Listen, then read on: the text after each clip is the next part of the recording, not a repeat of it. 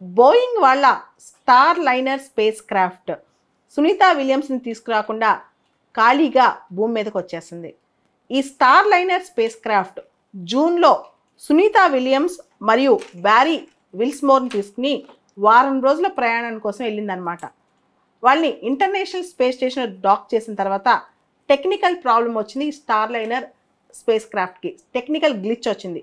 దాంతో ఇప్పుడు దాదాపు 7 నెలలు 8 నెలలు అక్కడ గడపాల్సిన పరిస్థితి అనమాట.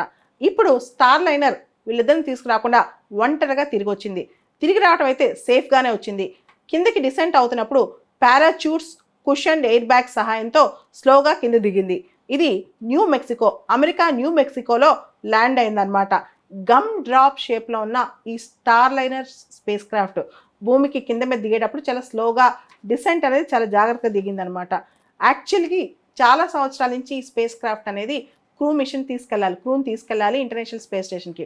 అయితే రకరకాల టెక్నికల్ ప్రాబ్లమ్స్ వల్ల ఇది వెళ్ళలేకపోయింది.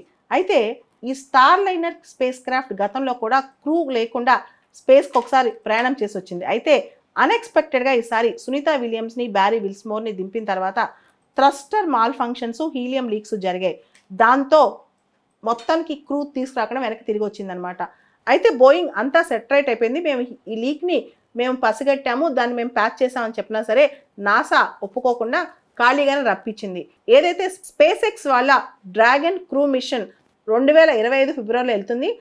ఆ మిషన్ వీళ్ళని వెనక్కి తీసుకొస్తుంది అని చెప్తున్నారు నాసా వాళ్ళు. ఇప్పుడు ఈ స్టార్ లైనర్ని అంటే వాళ్ళ క్రూ తిరిగి తీసుకురావడానికి ఒప్పుకోలేదన్నమాట. బోయింగ్ రెడీగా ఉన్నాము, మేము హీలియం లీకేజీ, టెక్నికల్ గ్లిచెస్ అని మార్చేసాము, దాంతోపాటు థ్రస్టర్ మాల్ ఫంక్షన్స్ కూడా సెట్ చేసామని చెప్పినా వీళ్ళు వినిపించుకోలేదు. ఇంకా క్లియర్గా అర్థం చేసుకోవాలంటే ఈ స్టార్ లైనర్ స్పేస్ క్రాఫ్ట్ ఏదైతే ఉందో 2 మాడ్యూల్స్ ఉంటాయి. ఒకటి క్రూ మాడ్యూల్, ఇంకోటి సర్వీస్ మాడ్యూల్. ఈ సర్వీస్ మాడ్యూల్లో ఇంజన్స్, ఆక్సిడైజర్స్, ఫ్యూయల్ ట్యాంక్స్ ఇవన్నీ ఉంటాయి. ఇది క్రూ మాడ్యూల్. ఏదైతే క్రూ ఉంటారో వాళ్ళకి సపోర్ట్ చేస్తే సర్వీస్ చేస్తాయి. అయితే ఈ 2 మాడ్యూల్స్ అతుక్కుని ఉంటాయి అనమాట, ఇంటిగ్రేట్ అయి ఉంటాయి. స్పేస్లోకి వెళ్ళి వీళ్ళు స్పేస్ స్టేషన్కి వెళ్ళేటప్పుడు ఈ 2 మాడ్యూల్స్ విడిపోతాయి అనమాట. అయితే ప్రాబ్లం ఇక్కడ సర్వీస్ మాడ్యూల్లో వచ్చింది. Service module, crew module 2 separate అయ్యి దీనిలో ఉన్న ఆస్ట్రోనాట్స్ ఇంటర్నేషనల్ స్పేస్ స్టేషన్లోకి వెళ్తారు.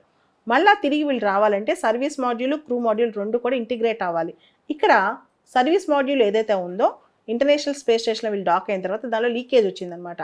సో దాంతో దీన్ని మళ్ళీ ఇంటిగ్రేట్ చేసి బోయింగ్ సంస్థ వీళ్ళని కింద తీసుకురావాలి. అయితే బోయింగ్ సంస్థ మేము ఇంటిగ్రేట్ చేసామని చెప్పిన ఈ టెక్నికల్ గ్లిచెస్ ఏదైతే helium leakage, thruster mall functioning ఇవంతా ఉందో దీనిపైన నాసా పూర్తి స్థాయిలో నమ్మలేకపోతుంది. అందుకనే క్రూని తీసుకురాకుండా ఒంటరిగానే వచ్చేసింది స్టార్ లైనర్. మనం గమనిస్తే 2003లో Kalpana Chawla Colombia space craft ఏదైతే అట్మాస్ఫియర్లోకి వస్తుందో రిటర్న్ వచ్చేటప్పుడు అట్మాస్ఫియర్లోకి వచ్చాక అక్కడ డిసింటిగ్రేట్ అయ్యి క్రూ మాడ్యూలు, సర్వీస్ మాడ్యూలు చనిపోవడం జరిగిందనమాట.